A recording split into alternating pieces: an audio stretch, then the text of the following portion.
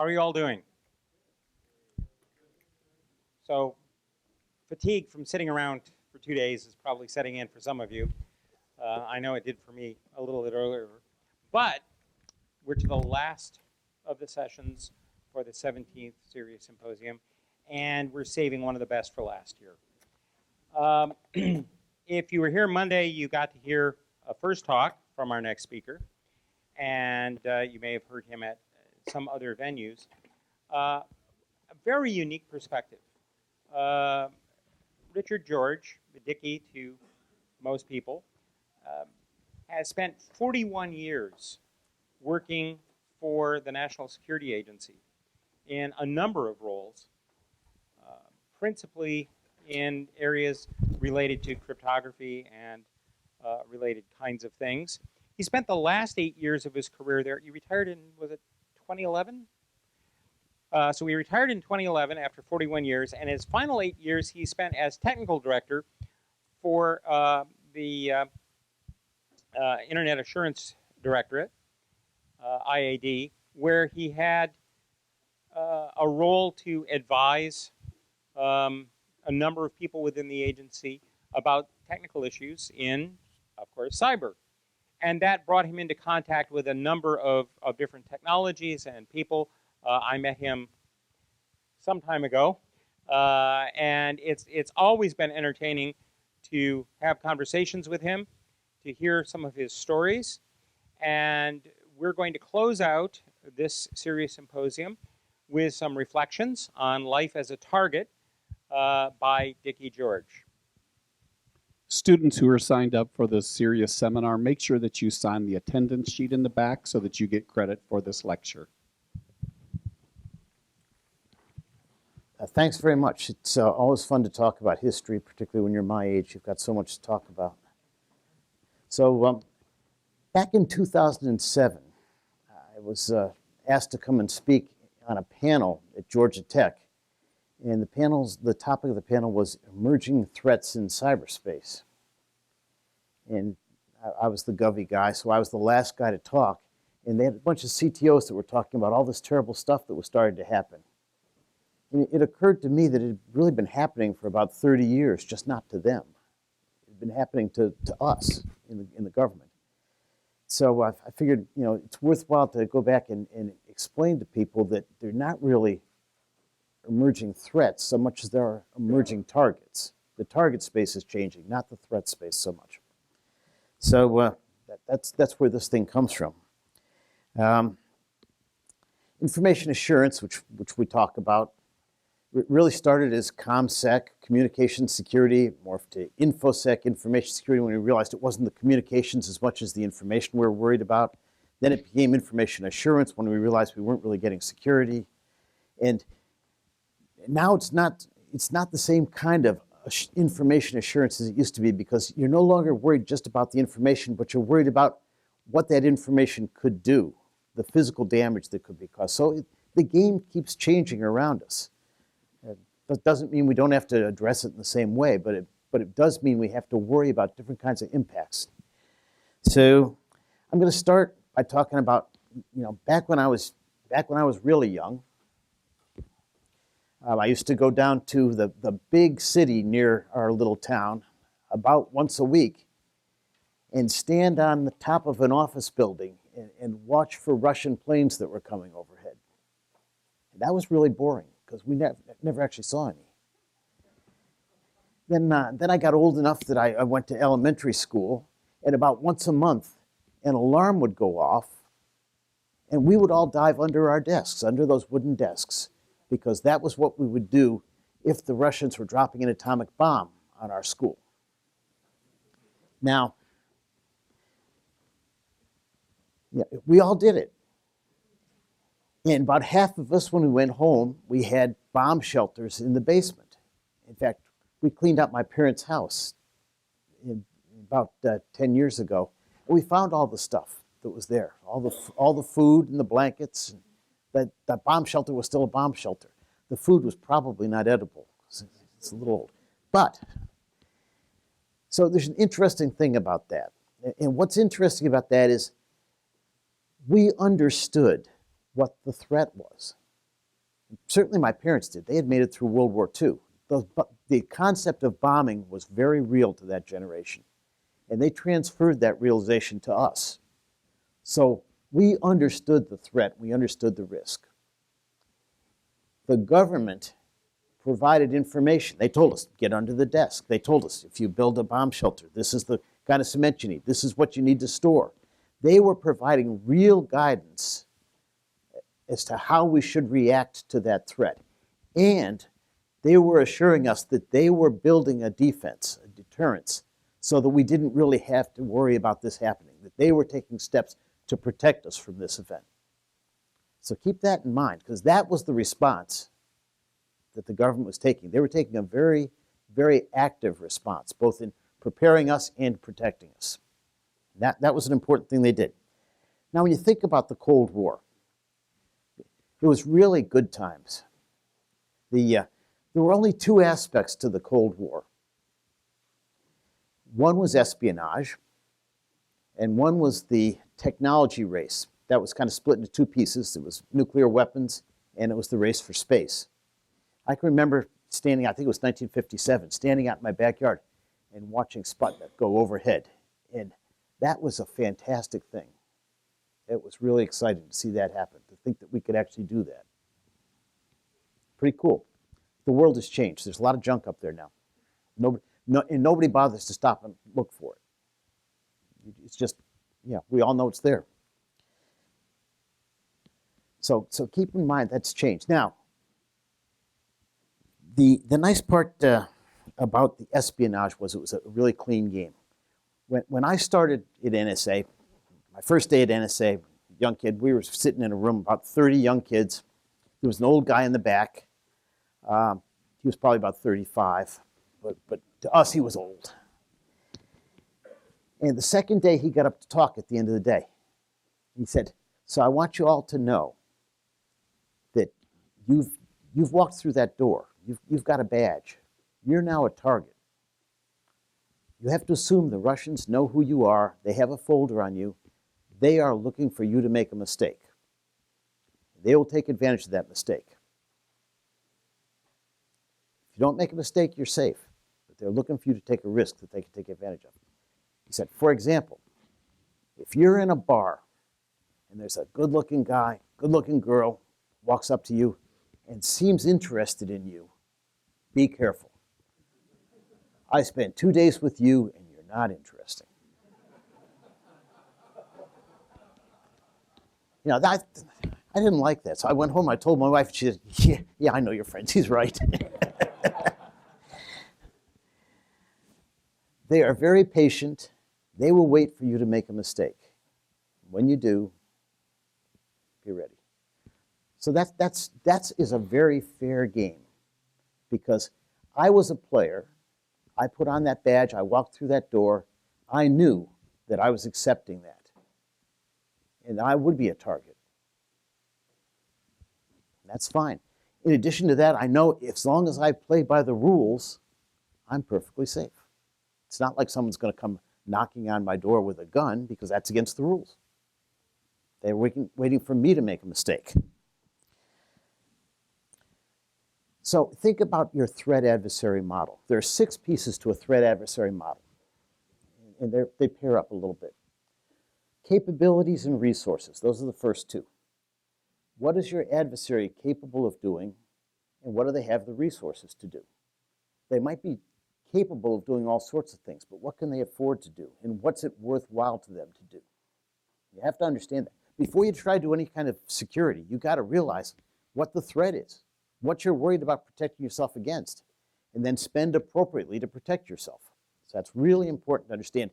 Understand your adversary, the capabilities and the resources. Second piece is intent and motivation, slightly different. What do they want to do? Why do they want to do it? So back then, it was very simple.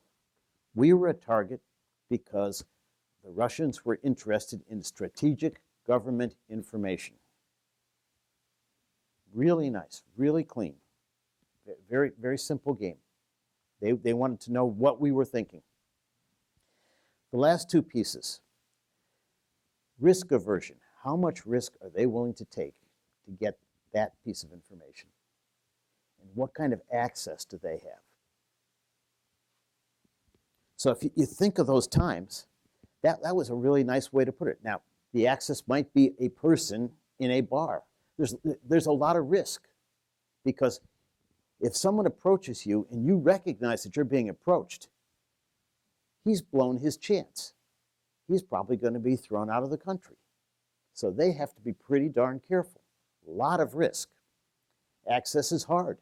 It's one-on-one. You've got to find that guy and take advantage of him. Really interesting game. So let's think about what security was like. I'm going to throw out an example of Vincent, which I talked about a little bit last time I talked. Vincent was a handheld radio. Pretty cool. The crypto was designed in 1957. Okay? So we studied it for about 12 years till we were pretty sure it was pretty darn good. Then we started building them. And we worked really hard to build it right. We fielded it in 1976, so it took 19 years. So now the neat thing was the game was still pretty much the same. It was first to market would win. But of course, nobody else was in the race, so we were always first to market. And we always won. And in fact, that it took 19 years, that's okay, because we built it really well. Still out there, no changes. That's a long time. Something like 40 years with no changes. How hard do we look at that? Well, when you're looking at a crypto device, something like that, you have to understand that you don't need to know what it's supposed to do. Because if it's doing what it's supposed to do, it's probably good. You need to know what you can make it do, what you can get it to do that nobody else thinks it's going to do. And so when we were looking at that Vincent, I spent 6 months with the engineering diagrams of that thing, going through it, looking at every line, every gate, every register stage, trying to figure out what could go wrong, what could I take advantage of. Yeah, I can still see those diagrams in my mind. That's the kind of analysis you can do on a simple device like that, because we built that thing for one purpose. We defined exactly the functionality we wanted to have for that purpose, and we built that functionality in and no other functionality. It could only do what we wanted it to do. It's not like today's world where you get a general solution with tons of functionality that you never used. Every bit of that additional functionality is opportunity for the adversary to exploit you. And the adversary will take advantage of that if you give them that opportunity. You have to limit the functionality as much as you can. Critical. And that's what we did back then. And I think we did it pretty well. Times have changed. No longer competitive. So, talked about Vincent a little bit. Let me talk about one other thing that's kind of interesting. So I have a friend that I get together with about once a month, and we go to a local restaurant and have a Maryland crab cake. We talk about two things. We talk about how good Maryland crab cakes are, because they really are good. And we talk about how good it was in the old days. The friend, it's Victor Shamoff. I don't know if you've heard of him or not. He was the Director of Information Assurance back in the 70s, back in the good old days. He was Director of Information Assurance for the KGB. So he came over here in 1980, and it's really fun to talk to him. And you know, we don't talk business because neither one of us really remembers business, but we talk about how fun it was and how much we talked about how much we trusted each other because we understood that intent and motivation. In fact, one day I'm sitting there chewing on a crab cake, and Victor's talking. He says, "I need to talk to you." And I'm looking, and I said, "There's only two of us at this table. Go ahead, I'm listening." And he said,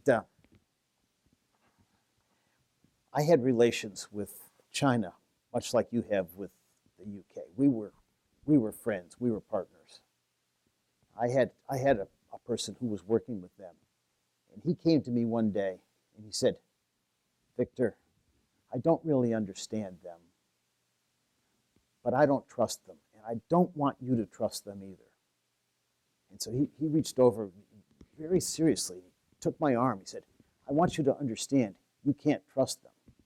So I'm sitting there in a restaurant with the KGB guy telling me I can't trust Chinese intelligence. Now, I kind of think I knew that, but that's okay. It was reassuring to know that I was on the right track. It's an interesting world. You know, one time, we used to have people that would go to Moscow because, you know, NSA, we had things to do over there. They were clean things. We went and we checked out the crypto in the embassy to make sure it was working right and things like that. But whenever they went over there, they would go over advertised as NSA, completely above board. We knew what they were doing. And the only rooms that were available were on the 7th floor of one particular hotel. So we knew who was on the 6th floor and who was on the 8th floor. And it was not the UK. So one time we sent a team over, and it was a little bigger than we usually sent, and there were not enough rooms on the 7th floor. One of the guys got a room on the 5th floor. So what do you think the people did? They ran down to the 5th floor to see what the room looked like, how different it was from the 7th floor. So they'd been talking, looking it over for about 5 minutes, and there was a knock on the door. There was a guy from the front desk at the hotel.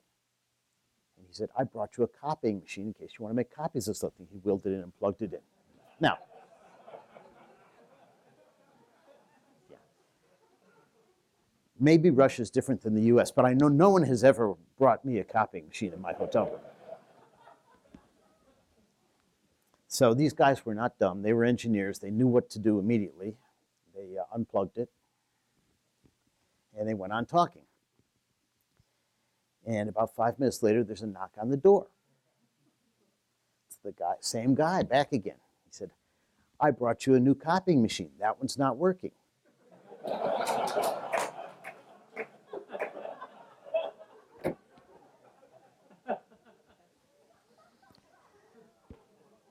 So they got the hint that they had broken the rules by meeting in the room on the 5th floor rather than the 7th floor, and they went back up to the 7th floor.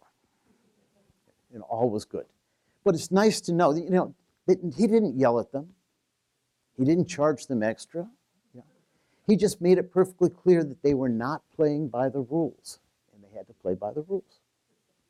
And that's very nice when you have that kind of understanding with your friendly adversary, that we do have to abide by the rules of the game. So if you think back to that spy versus spy world, what was espionage like? Espionage was hard. About once a decade, you have something good that would happen. So you go back and think of some of them. By the way, with Vinson, when we were building Vinson, it was built on special lines that were people, U.S. citizens with clearances that were building it. The lines weren't used for other things. Now, that doesn't guarantee we didn't have a problem. Doesn't guarantee you don't have any kind of a supply chain issue at all. Because how many spies can you all name? So I can name like 6. Maybe it's only 4 now. I used to be able to name 6. But the one thing they all had in common is they're all U.S. citizens with top secret clearances. So yeah, that's the way. Those are the ones you want to get. Those are the guys you want to get. So look at the espionage examples. John Walker. Do you remember John Walker? So Walker, back in the 60s, was selling crypto variables. He was in the Navy. He was a guy, he needed money. He bought a bar. The bar was not making money. So he kind of walked into the Russian embassy and said, I have this stuff. Would you like to buy it? And someone decided that was good stuff. So they bought it. He was selling stuff. It's a neat story if you want to read about it. The wiki page is pretty good. But that was a guy who had money problems, made himself available. They immediately took advantage of it. That's the kind of thing that happens. So that's one. Gunman. Are you familiar with Project Gunman? If you're not, you can read about that. It's been released. It's pretty neat. The way the embassy worked, we had a vault where we had crypto stuff down in the basement, and the information would be typed and sent over, and it was all good. Everything's wonderful. They also had typewriters upstairs where they typed the stuff out before it went down there. Those typewriters were, somehow they just had problems. And of course, that floor is the floor that the Russians had access to. They cleaned it and stuff like that. And the typewriters would break occasionally. They would go out and come back repaired, and they worked fine after repair. There's a triangular stability bar under the keyboard, and when they repaired them, they replaced that with a similar looking triangular bar with a recorder and a transmitter in it, so it would record what was being typed and send it out at night. So that was very successful. It was really really good technology. So that's the kind of thing that you have to worry about. And that's a supply chain. I don't want people to think a supply chain is you bought something with something in it. You have to. It's a life cycle problem. Design, implementation, maintenance, even destruction. You've got to follow it throughout the life. And maintenance is a very nice way to get in. Maintenance and delivery. You know, if something's sitting on a loading dock for 3 weeks, that's an opportunity for somebody to visit it. So that's the life you live. There was one not too long ago where they found a listening device in a piece of chair rail in a State Department conference room. You're familiar with that? So there was about an 18-inch piece of chair rail that was replaced with a similar looking piece of chair rail. It had a recorder and transmitter in it. And they actually found that because there was a DC policeman who saw the Russians doing something very strange down on the street near the State Department building, and so he called the FBI. It turns out there was a Russian there, and he was putting coins in the parking meter. The Russians don't do that. They have diplomatic immunity. There's one guy who has 3,000 parking tickets. I don't know how you get 3,000 parking tickets. He must spend his days driving around looking for a policeman who can give him a ticket. But they saw this guy putting those in, and he called the FBI, and they watched him. Every once in a while, the guy would turn around and slightly adjust a box of Kleenex in the back of the car. This didn't seem to make much sense, so they went over, and they found a recording device in that box of Kleenex. So they were listening in. That kind of stuff happens. But look, you have that. You have the Great Seal. Remember when they gave the president a seal that had been carved by third graders? Did you ever see that thing? That is really nicely carved. It was not third graders who carved that thing, but it did come with an additional. There was something in it that was a weight that they had added to make it hang just right, and the weight had special properties. So if you want to, we have a replica of it in the museum back near the fort. If you want to see it, it's really pretty cool. Very, very nice. So those are the kind of things that happen. That's what life was like back then. It was hard. You had to be patient. You had to do really clever things to take advantage of the world. Today's world is completely different. It really is. The differences started in '72 with DES, because back prior to that,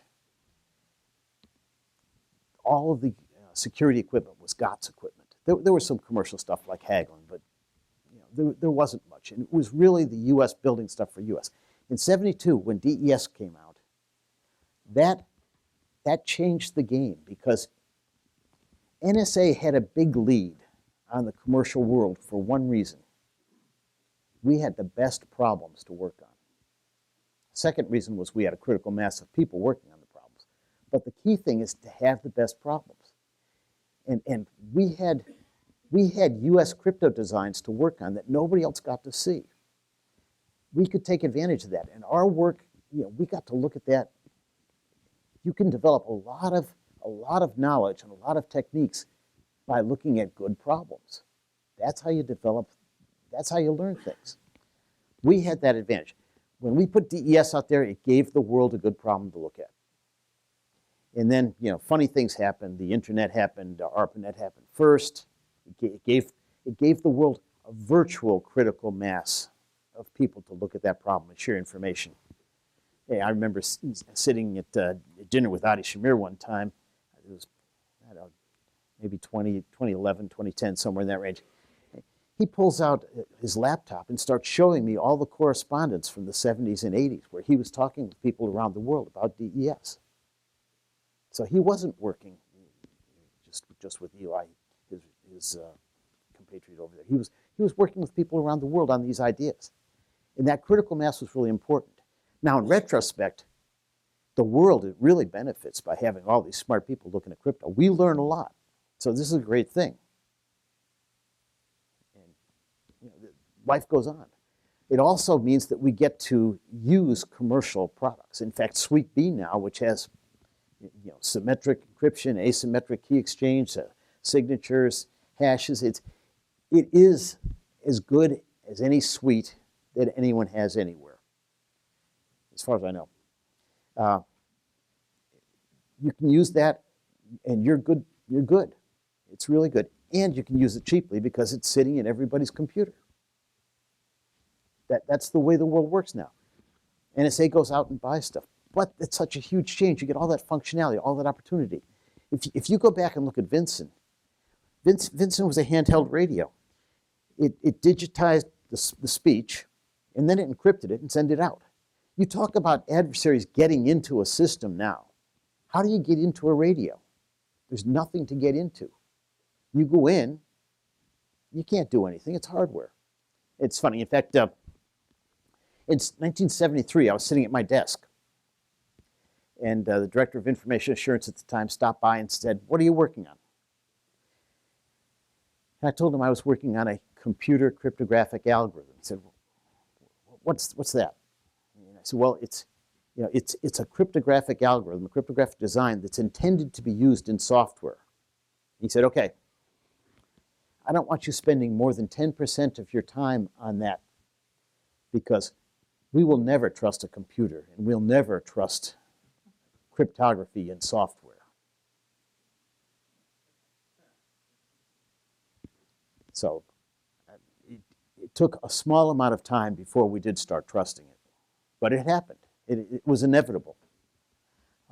But there's a big difference between having a hardware radio and having a software system that you're counting on. You had to go through crypto back in the old days. You don't have to anymore. You go around it. And those opportunities of going around it, that really changes the game significantly. If you think about us and the Russians back in the capabilities and resources days, we were the only ones, back in the 60s and 70s, we were the only ones that had the resources to fire a nuclear weapon at the other. We were the only ones that really could play the espionage game. So that meant if something happened, you knew you could attribute it to the other side. That's a big difference. I remember I was talking to a senior guy down at DOD one time, and he said, "We have nuclear weapons." I said, "Yes, sir." He said, "If I see one of those cyber attacks coming, I may have to respond with a nuclear weapon." Now, I'm thinking this guy is still thinking that cyber attack is like a missile. He's going to see ones and zeros coming through the air, going to follow him back, came from there, he's going to nail that guy. So I said, "Well, sir, what do you do when it looks like it's coming from Ohio?" He started looking up. I'm thinking, is he wondering, why is Ohio attacking the Pentagon? Is he thinking, if I nuke Ohio, it sends a message? Or is he just thinking, crap, I hadn't thought of that? But, thinking back on that, I think it was really, really important, the point that he made, that at some point in time, we are going to have to realize that we may have to respond to cyber incidents with a physical response. It was, when we were dealing with the Russians, it was a very symmetric world. Now, our adversary model was really bad. we viewed the Russians as having the same capabilities that we had, and they didn't. It was stupid. When I looked around my office, we had 30 people, and they all had different capabilities. Why would I think the Russian looked like me? Yeah. So they might have had different interests than we had, but that was the best model we had. In today's world, nobody thinks that anybody else looks like us. They're all different. The Russians, they had a critical infrastructure, much like ours. They had industry, much like ours. They had the same goals. They weren't trying to steal our commercial IP because they had their own. They didn't need ours. Very different world today. In today's world, some of the people that would want to harm us don't have the same kind of targets that we could strike back at. Right? We have a critical infrastructure. A terrorist doesn't have a critical infrastructure. You can't respond that way. That's extremely difficult for us to handle. Back in the good old days, when Victor was playing defense and I was playing defense, we were playing the same game, and we were very happy with that game. We understood it. It was symmetric in every sense. Offense was hard, and it was expensive. Defense was hard, and it was expensive. In today's world, defense is hard and very expensive, and offense is easy and cheap. We were talking earlier, capabilities and resources. If you aren't capable of attacking someone, you can rent it on the internet. We were talking at lunch. You can see it advertised. You want access to this email account? I'll get access for you for $50. That's a little task. I only charge $50 for little tasks. Medium tasks. If you want to destroy someone's life, that's a medium task. That's $200. Yeah. My life is worth more than $200. To me, it is at least. I don't want it destroyed. But that's the world we live in. And you know why nobody's going after credit cards these days? The market's flooded. Credit card numbers are like $1. And we're numb to that threat.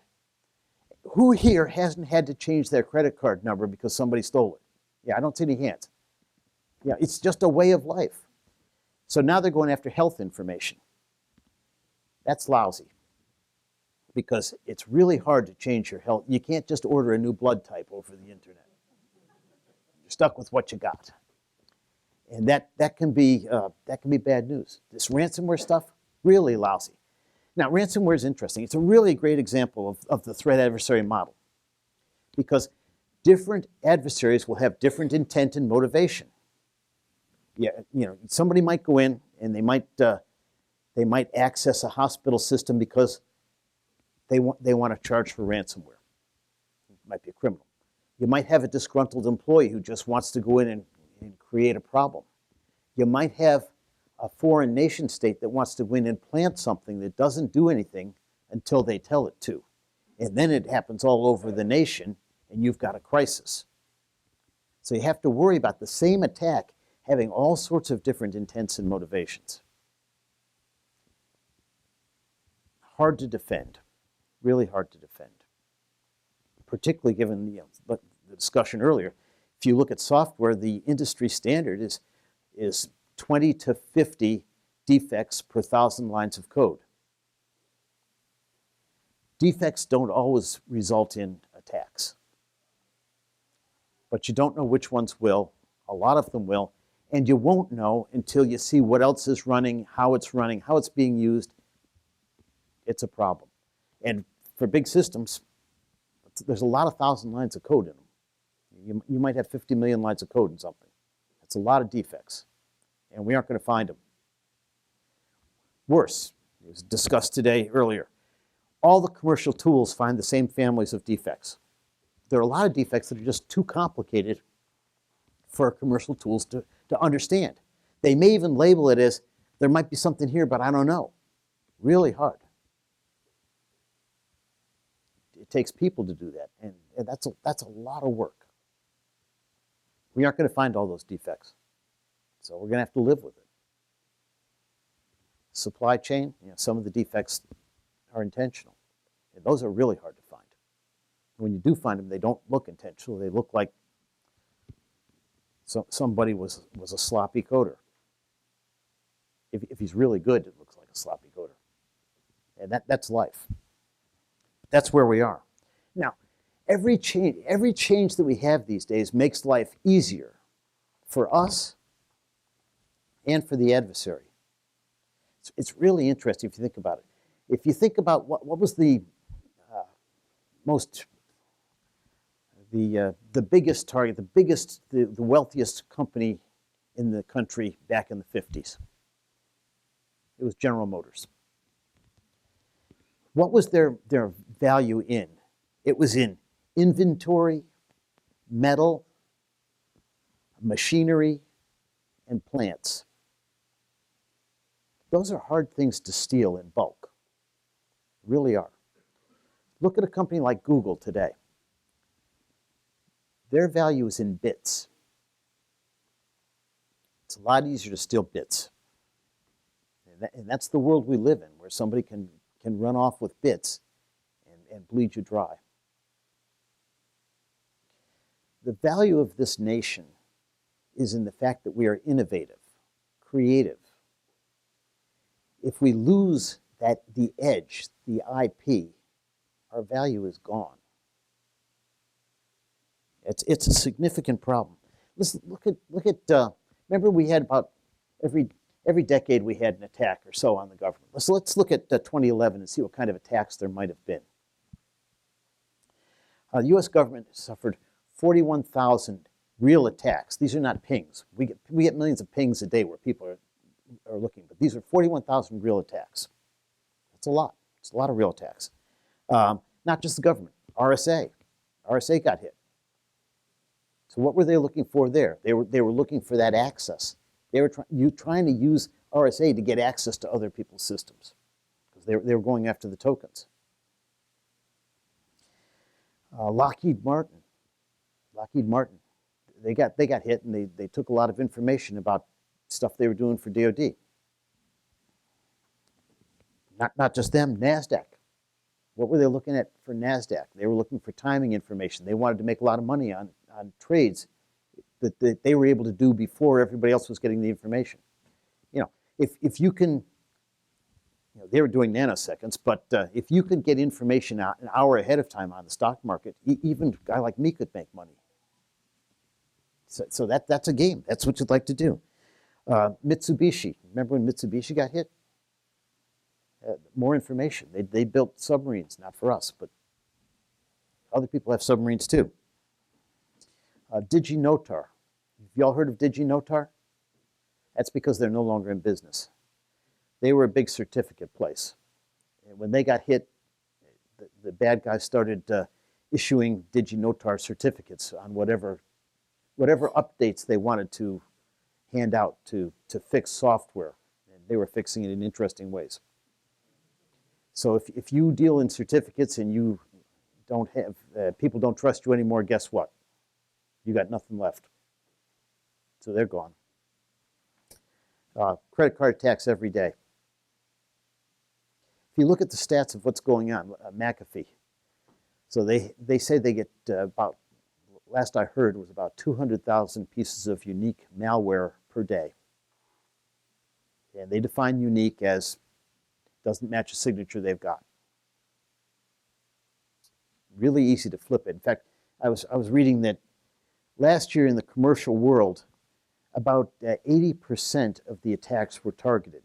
So that if your adversary is A, and he's attacking 7 places with the same attack, he modifies the code so that the signatures are all different. Timing's a little different, behavior's a little different. So sharing that information from the first doesn't do the other 6 any good. Makes it really hard. Now, not that we're really good at sharing information, but as we get better, the adversary is ready for us to get better. That's a hard problem. Health stuff, it's tough. That was the biggest target last year, health information. So I saw an interesting, I sit on panels occasionally. They're always fun. I was with 2 professors one time. They were talking about the importance of education, educating the end user. I used to do that all the time. I used to say, we got to educate the end user. And I have a friend, Scott Charney, works for Microsoft, runs their vulnerability area. Smart guy. We used to talk about that all the time, how we just had to educate the end user. So last time I talked to him when I was at NSA, he said, we were idiots. I said, yeah, we were. He said, what we didn't understand was in this world, it's not the risk management decision you make for yourself. It's the risk management decision your friend makes for you. We're all sharing risk, and that shared risk is so critical in this world. He said, let me describe my home situation. We talk about educating the end user. He said, I have a 4-year-old son. He loves to look at videos of animals on the computer. He'll do that for hours. And every one he looks at, there's a link that he can click to get another one.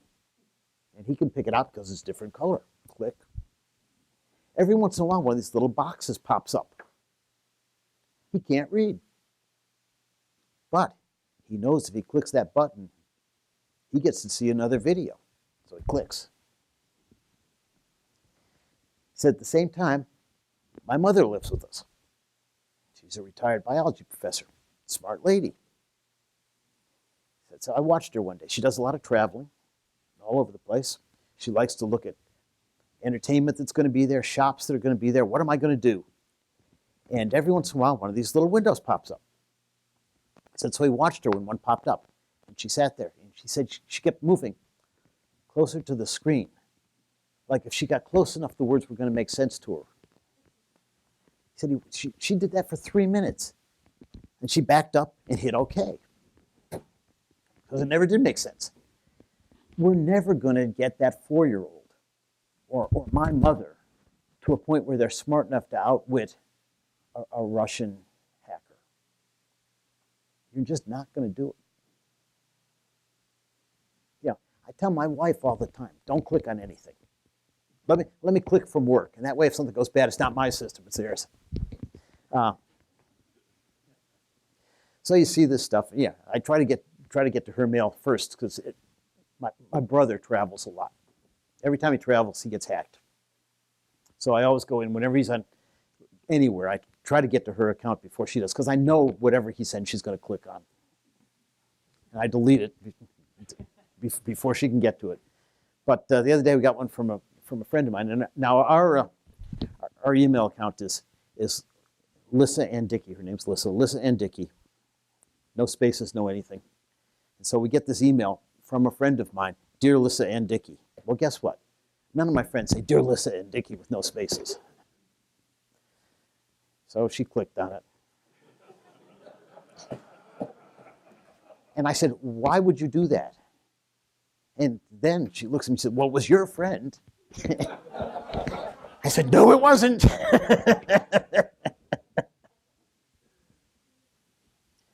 So that educating the end user, it's critical. We have to educate the end user. But we can't think that that's going to win the game for us. It's like a car industry. When they put seatbelts in cars, a lot of you probably don't remember, but cars didn't used to have seatbelts. When they put that in, it was not well received by the public or the car manufacturer. Nowadays, it's at least somewhat recognized. And you can even see cars are advertising these safety features. I'm going to brake when you don't see the car in front of you. I'm going to warn you if something's happening. All these things that'll make it safer. Us, particularly the students, we've got to build computers that will protect the user, not count on the user to protect the computer. I take this training all the time. This training, it just drives me nuts.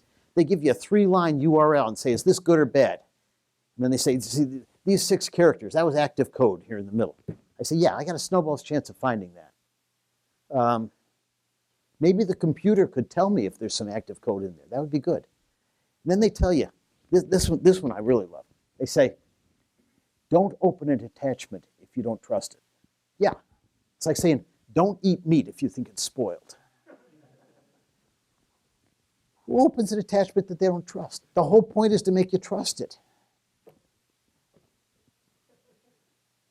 So we've got to educate people. Hey, I was sitting with these professors, and they're saying, we did this training for this company. We ran 6 months. We trained their people. When we started, only 30% of them recognized phishing emails. After 6 months, 60% of them recognized phishing emails. You're thinking, wow, what a waste of 6 months. You don't need 100% of the people to click on it. It's a shared risk. You're sharing this stuff. That's the whole point. And if you look at that Vincent, that guy in the front line, he had 6 people in his net. Every decision he made, he had 2 things. He had to stay alive and complete the mission. Everything else was a risk management decision. And he shared that risk with 5 other guys.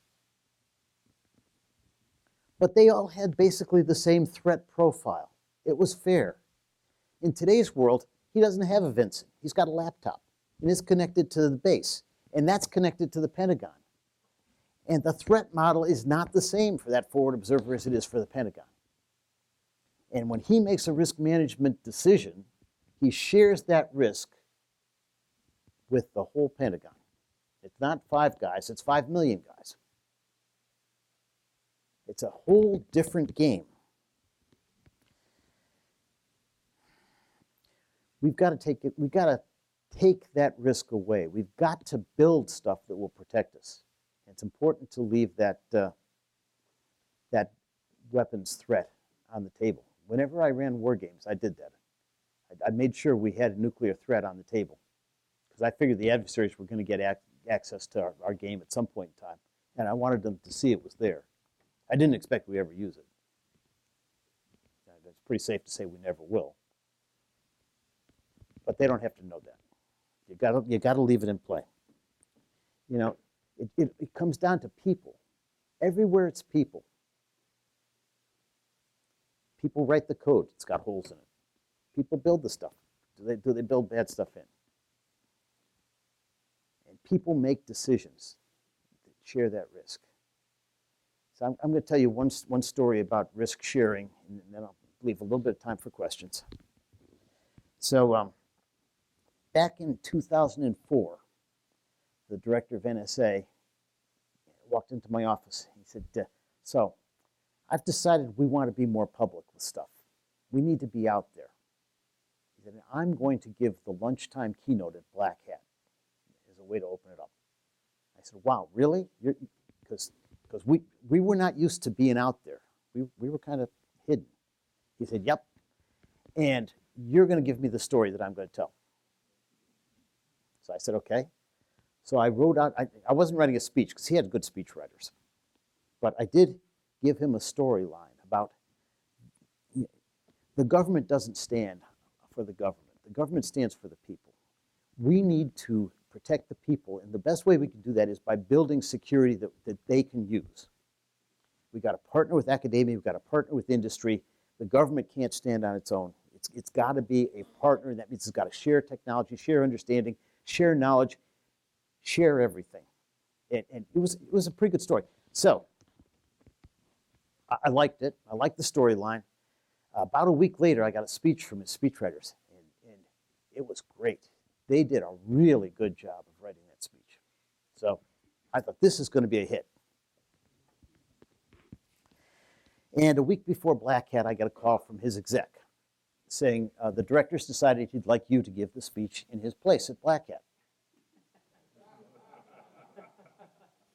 And I said, really? Because I think the people at Black Hat are going to be a little disappointed when they're expecting a general to come out and they get me. And she said, no, he's already told them and they're expecting you. So at this point in time, it doesn't look like he'd ask if you'd like to do that. Looks like I'm on my way. So I said, okay, why? Because this is a good speech and he's going to be a hit. And it's important that, if he wants NSA to be out there, he's got to be the guy that takes us out there. And she said, he will, but not this time. I said, okay, how come? And she said, well, you have to talk to Bob Jones. Not the real name, but she gave me the name. It's a guy I knew. He's a good guy, he works in security. So I called him. I said, Bob, the director's got this really good speech for Black Hat. he's going to be a hit. And now he wants me to do it instead. How come? Bob said, well, we've got some information that if the director shows up, there's going to be an assassination attempt.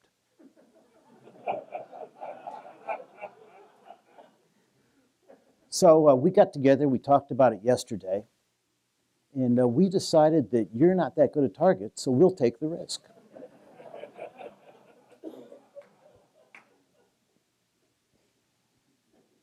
Now, that's a discussion I would have liked to have been involved in. Because my view of acceptable risk might have been different than theirs. Needless to say, I was not shot at. But I tell you, I never scanned an audience the way I did that day. 3,500 people out there eating lunch. If one of them had reached for a napkin, I was going to be on the ground. That shared risk, that'll kill you. And don't forget, every time you open that laptop, you're accepting all the risk that everybody else in this university has decided to share with you. So if they've gone to a really interesting website overseas, you may get a present some night. I'll take questions. No questions, cool. We have time for a few questions.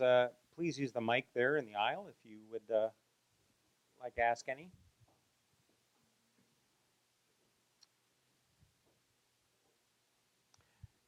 Well, I'll just make the observation here. You mentioned the museum. The National Cryptologic Museum is just off the grounds of Fort Meade in Maryland. It is free and open to the public. You can all visit, and to the best of my knowledge, they don't snoop on your phone or your name or anything when you go in. But they have some wonderful exhibits on the history of cryptography. It's a really great place to visit. I want to put a plug in there that you mentioned that. That's a great place. Any questions? Well, in that case, let's share the risk by giving applause to our speaker.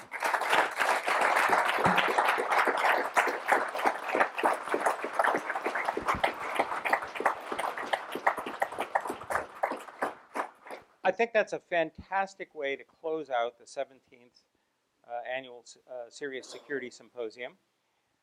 I would like to thank you all for coming, participating, listening, contributing, and supporting all the work that we have been doing here over the years. We have already blocked out some dates a year from now.